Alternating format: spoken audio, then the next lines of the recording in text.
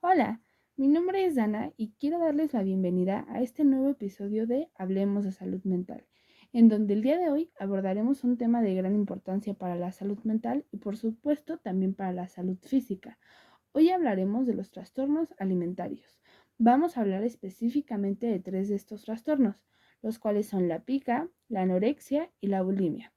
Estos trastornos no solo afectan a quienes los padecen, también llegan a afectar a familiares y a seres queridos. Así que en este episodio exploraremos qué son estos trastornos, qué los causa, cómo se diagnostican y qué opciones existen para el tratamiento. Antes de comenzar, me gustaría hacer una breve advertencia. Sabemos que los trastornos alimentarios son un tema delicado y sensible para muchas personas. Durante este episodio se abordarán temas que pueden resultar difíciles de escuchar. Quiero que sepas que el objetivo es solo tratar este tema con el mayor respeto y sensibilidad posible. Este podcast está diseñado exclusivamente para informar y compartir datos validados y brindar herramientas útiles para la comprensión de estos trastornos. Si en algún momento sientes que el contenido te resulta incómodo, te invitamos a tomar un descanso o buscar apoyo profesional y recordar que no estás solo y que siempre es importante buscar ayuda cuando lo necesites. Ahora sí, para comenzar, ¿qué son los trastornos alimentarios? Bueno, los trastornos alimentarios son afecciones graves relacionadas con patrones persistentes de comportamientos alimentarios perturbadores. Estos trastornos pueden tener un impacto muy negativo en la salud física, mental y emocional de una persona. De hecho, los trastornos alimentarios están vinculados a un aumento del riesgo de padecer otras condiciones psicológicas y problemas médicos. El DSM-5, que es la última edición del Manual Diagnóstico y Estadístico de los Trastornos Mentales, clasifica los trastornos alimentarios como un trastorno del comportamiento alimentario y que dentro de estos están la anorexia, la bulimia y la pica, de los cuales hablaremos el día de hoy. Me gustaría que comencemos a hablar acerca de la pica. La pica es un trastorno caracterizado por la ingestión persistente de sustancias no nutritivas y no alimentarias, como por ejemplo tierra, tiza, pelo o incluso objetos no comestibles. En niños menores de 2 años, este comportamiento se considera dentro del desarrollo normal. Sin embargo, cuando una persona de más de 2 años ha estado comiendo cosas que no son alimentos durante un mes o más, es inapropiado a nivel de desarrollo del individuo. De acuerdo con el DSM-5, los criterios diagnósticos son los siguientes. En el criterio A tenemos la ingestión persistente de sustancias no nutritivas y no alimentarias durante al menos un mes. En el criterio B tenemos la ingestión es inapropiada para el desarrollo del individuo. En el criterio C, el comportamiento no es parte de una práctica culturalmente aceptada. Y por último, en el criterio D, si ocurre en el contexto de otro trastorno mental o otra afección médica, la gravedad justifica atención clínica adicional. Pasando al siguiente trastorno, tenemos la anorexia, que es un trastorno alimentario grave caracterizado por una restricción extrema de la ingesta de alimentos y una preocupación constante por el peso corporal, que lleva a una pérdida de peso significativa. Las personas que padecen anorexia tienen un miedo irracional a ganar peso, incluso cuando su cuerpo está peligrosamente delgado. Nuevamente, los criterios, igual de acuerdo al DSM-5, son los siguientes. En el criterio A tenemos la restricción de la ingesta energética relacionada con las necesidades, lo que lleva a un peso corporal significativamente bajo. En el criterio B tenemos el miedo intenso a ganar peso o a engordar, o también comportamientos que interfieran en el aumento del peso. Y por último, en el criterio C tenemos la alteración de la percepción de la forma del cuerpo o alteración del peso como tal, como influencia indebida en la autoevaluación. Me gustaría destacar que existen dos subtipos de anorexia. El primer subtipo es el tipo restrictivo, cuando la pérdida de peso es principalmente debido a la dieta, el ayuno y el ejercicio excesivo. El subtipo número 2 es el tipo de atracones o purgas, cuando se presentan episodios de atracones seguidos de conductas para evitar el aumento de peso, como el vómito autoprovocado o el exceso de laxantes también. Ok, por último tenemos a la bulimia, que es un trastorno caracterizado por episodios recurrentes de atracones seguidos de comportamientos para evitar el aumento del peso, como por ejemplo el vómito, el uso de laxantes o incluso del ejercicio excesivo. A diferencia de la anorexia, las personas con bulimia suelen mantener un peso corporal dentro del rango normal, pero experimentan un ciclo destructivo de atracones y purgas. Los criterios de diagnóstico de acuerdo al DSM-5 son los siguientes. En el criterio A tenemos los episodios recurrentes de atracones, definidos por la ingestión de una cantidad excesiva de alimentos en un corto periodo de tiempo con la sensación de pérdida de control. En el criterio B tenemos comportamientos compensatorios inapropiados recurrentes para evitar el aumento del peso. En el criterio número C, los episodios de atracones y los comportamientos compensatorios ocurren al menos una vez a la semana durante 3 meses. En el criterio D, la autoevaluación está indebidamente influenciada por el peso y la constitución corporal. El último criterio, que es el criterio E, nos dice que la alteración no ocurre exclusivamente durante episodios de anorexia nerviosa. Me gustaría agregar también algunos signos que pueden indicar la presencia de estos trastornos. Por ejemplo, en la anorexia, la persona habla sobre la obsesión con el peso, la figura corporal, el temor constante a engordar, las conductas de restricción alimentaria. En la bulimia es que describe episodios de atracones, la sensación de falta de control durante estos episodios, la conducta de purga como el vómito, el uso excesivo de laxantes y, por ejemplo, en la pica explica las sustancias que las personas con pica tienden a ingerir, como por ejemplo la tierra, el cabello, la tiza, entre otras, y cómo esta puede llevar a implicaciones graves de salud también.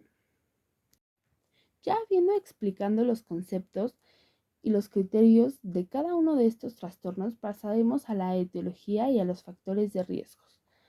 Bueno, los trastornos alimentarios, como los que ya les mencioné, como la pica, la anorexia y la bulimia, son causados por una interacción compleja de factores biológicos, psicológicos y sociales.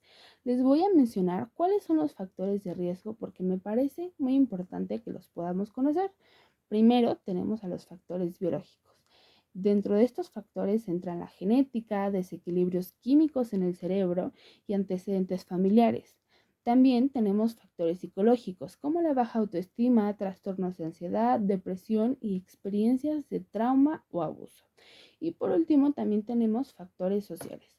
Estas son influencias culturales, presión social para cumplir estándares de belleza y la idealización de la delgadez. Ok, ya hablamos de los factores de riesgo, pero también me gustaría hablar de la epidemiología. Los trastornos alimentarios afectan a personas de todas las edades, pero son más prevalentes en adolescentes y jóvenes adultos. La anorexia y la bulimia afectan en su mayoría a mujeres. Por ejemplo, la anorexia tiene una prevalencia del 0.5 a 1% y suele comenzar en la adolescencia. Esta está relacionada por presiones sociales sobre el cuerpo y la delgadez. Y la bulimia afecta del 1 al 3% de las mujeres. Está también en la adolescencia y juventud. En cambio, la pica puede presentarse en individuos de ambos géneros y esta afecta principalmente a personas con discapacidad intelectuales, con una prevalencia más alta en niños pequeños o personas con trastornos del espectro autista. La prevalencia de los trastornos alimentarios ha aumentado en las últimas décadas, tristemente, en parte debido a la mayor visibilidad de las expectativas sociales sobre el cuerpo y la alimentación. Ok, entonces es por esto que es importante hablar sobre los trastornos alimentarios y que visibilicemos más información acerca de estos. Sí, por la prevalencia que existe, que ya les mencioné, pero también por el impacto profundo que tiene en la vida de quienes lo padecen. Estos trastornos no afectan solo la salud física, sino que también recordemos que tiene consecuencias emocionales y psicológicas graves. Hablar de estos trastornos me parece esencial porque su tratamiento temprano puede prevenir consecuencias graves a largo plazo. La visibilidad y comprensión de estos trastornos puede ayudar a las personas a reconocer señales de alerta que en ellas o en otras personas no han notado y así pueden buscar ayuda antes de que la situación empeore. Es por esta razón que me gustaría pasar al siguiente segmento del podcast, en donde hablaremos un poco de la ayuda y del tratamiento. Ok, básicamente este segmento es para el diagnóstico y el tratamiento en México, especialmente si eres del Estado de México o de la Ciudad de México. Si sospechas que alguien puede estar padeciendo un trastorno alimentario o si sospechas que tú mismo o tú misma puedes padecer de esto, es importante que busques ayuda profesional. En la Ciudad de México y en el Estado de México existen varias instituciones que brindan evaluación, diagnóstico y tratamiento para esos trastornos. Así que el día de hoy quiero mencionarte 3 instituciones que me parece muy importante que las conozcas y te las voy a mencionar a continuación. Te voy a decir el nombre, te voy a decir la ubicación y los servicios que éstas brindan. Ok, como número 1 tenemos el Instituto Nacional de Psiquiatría Ramón de la Fuente Muñiz. Este instituto cuenta con una unidad especializada en el tratamiento de trastornos alimentarios. Está ubicado en Calzada México, Xochimilco, 101, Barrio de la Candelaria, Coyoacán, Ciudad de México. Los servicios que ofrece es atención integral para los trastornos alimentarios, y desde la evaluación clínica hasta el tratamiento ambulatorio e incluso hospitalario. Ok, el número 2 es el Hospital General de México, Dr. Eduardo Lisiaga. Este hospital ofrece servicios en el área de psiquiatría y tiene un enfoque multidisciplinario para el tratamiento de trastornos alimentarios. Está ubicado en Dr. Balmis 148, Colonia Doctores, Ciudad de México. También tiene como servicio psicoterapia, tratamiento farmacológico y orientación familiar. Por último, otro instituto es el Instituto de la Salud Mental y Psiquiatría Joaquín Beltrán, ubicado en el Estado de México. Ofrece un servicio integral que incluye diagnóstico, tratamiento psicológico y también tratamiento psiquiátrico. También me parece muy importante mencionar que el tratamiento de estos trastornos debe ser completamente personalizado, ya que cada persona es diferente. El apoyo de profesionales de la salud mental como nutricionistas y médicos es esencial para lograr una recuperación afectiva. Nuevamente, recordarte que no estás solo ni sola. Como comenté, se pueden acercar a estas instituciones a pedir ayuda o si bien gustan también a pedir informarse más de estos trastornos. También antes de cerrar este episodio quiero hablar sobre un tema muy importante, la prevención y la promoción de la conciencia sobre estos trastornos. Sabemos que estos trastornos pueden tener consecuencias graves en la salud física y mental de quienes lo padecen, por lo que es fundamental crear un ambiente donde se pueda identificar a tiempo, prevenir y sobre todo tratar de manera efectiva. Primero es clave que desde una edad temprana se eduque sobre la importancia de mantener una relación saludable con la comida. En muchas ocasiones la presión por alcanzar ciertos estándares de belleza puede llevar a las personas, especialmente a los adolescentes, a desarrollar hábitos poco saludables. Si proveemos una visión de la belleza que no se base solo en la delgadez extrema o en la apariencia física, podemos ayudar a los más jóvenes a sentirse más cómodos con su cuerpo y a no caer en estas presiones. Como segundo, tenemos que es crucial que los medios de comunicación, tanto tradicionales como las redes sociales, asuman su responsabilidad. Tenemos una gran influencia por las redes sociales. Tienen un impacto poderoso en la forma en que las personas se perciben a sí mismas. Las fotos editadas, los estándares irreales de belleza, la comparación constante con otros pueden desencadenar pensamientos negativos y comportamientos dañinos. Es por esto que es importante promover una representación más realista y diversa de los cuerpos humanos y que todos, sin importar su forma o tamaño, se sientan validados. Tercero, en los hogares y en las escuelas. Es vital hablar abiertamente sobre los trastornos alimentarios. Muchas veces el silencio o el estigma asociado a estos trastornos puede que las personas que lo padezcan no busquen ayuda porque tienen miedo a sentirse juzgados o simplemente tienen miedo a hablarlo. Hablar de estos temas de manera abierta, sin juicios ni estigmatización, puede hacer una gran diferencia. Los adolescentes, por ejemplo, deben sentir que pueden acudir a un adulto de confianza, ya sea un familiar, un profesor o un psicólogo, sin miedo a ser juzgados o incluso rechazados. Y finalmente quiero enfatizar que no hay nada malo en pedir ayuda. Si tú o alguien que conoces está lidiando con un trastorno alimentario, es importante que sabes que existan profesionales y recursos que pueden brindarte apoyo. Hablar de esto no solo ayuda a la persona afectada, sino que también promueve un cambio cultural más saludable para todos. Así que recordemos que la prevención comienza con la educación, la visibilidad de estos problemas y la creación de un ambiente donde todas las personas puedan sentirse seguras y apoyadas. Nadie tiene que enfrentar estos trastornos solo. Busquemos ayuda, hablemos sin miedo y sigamos creando conciencia sobre estos temas tan importantes. Ok, justo de crear conciencia, antes de acabar con este episodio, me gustaría contarles una historia. Una historia de una chica que se llama Sofía. Sofía era una joven brillante, siempre destacaba en la escuela y tenía muchos amigos, pero a medida que comenzó a acercarse a la adolescencia, comenzó a sentirse insegura con su cuerpo. Sus amigas hablaban constantemente sobre dietas y los medios de comunicación le transmitían un mensaje claro. Para ser feliz tenía que ser delgada. Sofía, que nunca antes había pensado en su cuerpo de manera negativa, comenzó a mirarse al espejo con una crítica constante. No soy lo suficientemente delgada, pensaba. Con el tiempo, ese pensamiento se transformó en un miedo constante a ganar peso. Comenzó a reducir sus comidas, luego a eliminar ciertos alimentos y después a hacer ejercicio de manera excesiva.